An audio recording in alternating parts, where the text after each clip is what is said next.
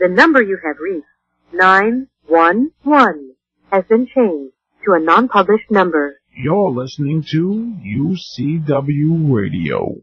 In your face. Well, based on a TV show. Okay, you have vampires nowadays, like a big craze. And you got Twilight, you got this, you got that. You got the HBO series Tru Blood, and you saw an opportunity with that. And you went out and you got something done. How'd you go about doing that? I mean, again, and I keep sounding redundant, but I find what you've done so far very interesting. We're not going to go through all of that on this show, but we are going to have you on at a later date because I want to tell your story. I want you to tell your story, but we're going to really get into it at a later date. But today it's about Tru Blood. Okay. Tru Blood is a pretty exceptional product.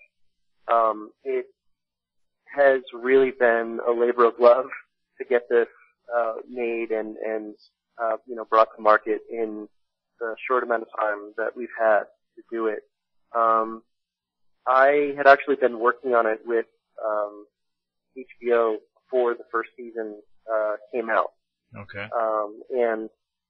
Basically on the merits of Alan Ball's name, not even having seen the show, not knowing anything about the show at all.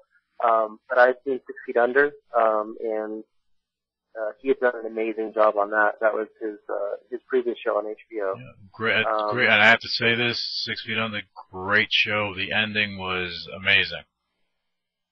Yeah, I mean, it really was a really, really great just series and idea, and just the writing and the characters and everything were just really, really good. So, seeing this coming up was, obviously an amazing opportunity.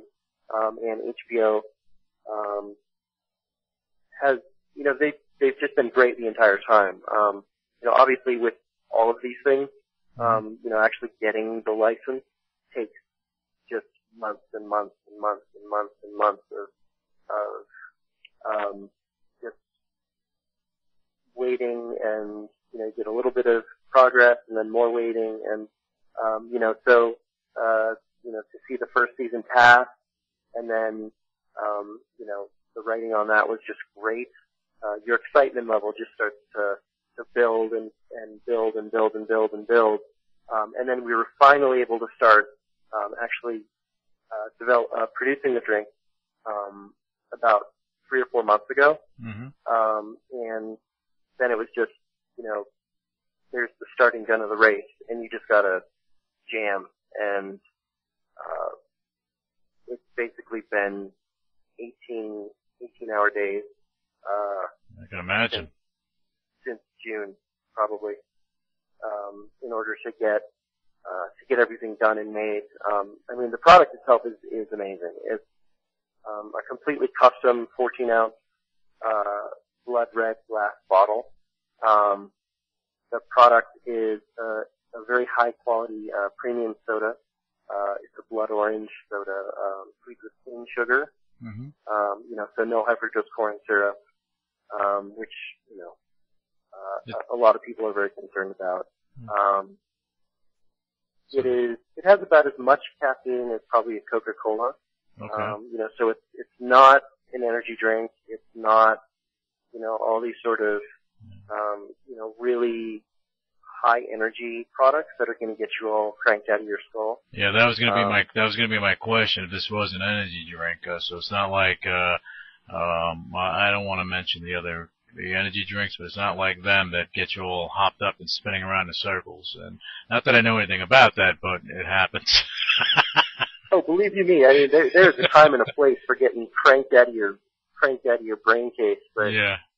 This is, that's just not what this is about. I mean, vampires are very, they're very regal and very solid, and this is a great, smooth drinking, tasty, solid product, and it's, we've had a tremendous amount of access and just great great amount of support from HBO and everyone working on the show and the actors and just everybody. And that's why we were able to put together such a great product. You know, I mean, the bottle itself is replicated 1-to-1 from the actual props on the show that all the vampires drink out of.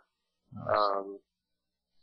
So as even people, the 4-pack, the cardboard 4-pack carrier that it comes in when you order online. right? That's again, that's directly ripped from the show. Oh wow.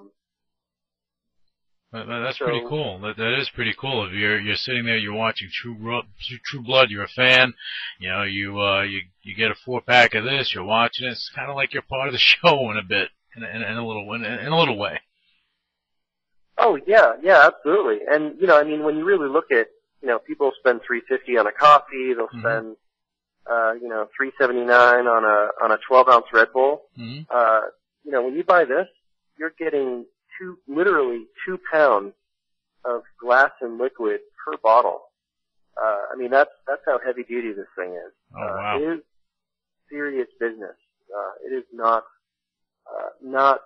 cutting any corners whatsoever. Oh wow. Yeah, well, if you go to Starbucks, then you're probably spending about $12 a coffee, but that's neither here nor there. Right. They call it a venti because it costs $20. Yeah, there you go. It's not even the size of the money. But I'm happy that you said you talked about how the process of you getting this, because I want our listeners to really understand that they see the end product. This is stuff they go to the store and buy, but it's you take a lot. There's a lot of work involved, because you just can't come up with the product and say, I'm going to get it out. You have to, get your permissions, get your licensing in order, and so on and so forth. So it takes a lot, and it's really interesting how you tied into HBO with this. And I know that, and this is just me doing research and everything. I know that some people out there, they criticize it for this, that. I think it's great. I think it's a great idea. I think it's a great concept. Yeah, I mean, you're never going to please 100% of the people. But, I think the correct approach, is, to really look at everything holistically and say, ultimately, when you think about what the attributes of this product are, what are all the right decisions that we need to make? And so, replicating the glass bottle in the way that we did, extremely important. Making sure that the actual soda inside actually tasted good, and, that the overwhelming majority of people would, think that it is delicious. Also extremely important. Obviously, when you're using higher quality ingredients like cane sugar or, whatever, or, you have a pound of glass, in your bottle, it's not going to cost, 99 cents. But, ultimately, as, we continue to ramp volumes and, what have you, that price will, probably ultimately come down at some point. Yeah, well, that makes sense, because the more product you're selling, obviously you're doing more mass, so it allows you to reduce your cost, which you can reduce the cost to the consumer. Oh, absolutely. And, to the other point, is, we're not making that full amount. I mean, when this goes to retail, the product is being marked up twice. Right. So it's being marked up at the distributor level and then marked up at the retail level. So, I absolutely, it's important for people to understand just how exactly the business works. And it's, there are a lot of people working extremely hard, to make sure that they have a quality experience. And, there are a number of different links along the way and a lot of different hands that this goes through, that every product goes through, to make it on the shelf. Well, of course, because you go through your development, then you have your bottling, you have your this, you have your that, and then by the time it leaves you, from your labeling on down to putting the cap on the bottle, all that stuff, and to getting the box, so your 4-pack and doing that, your packaging, everything else.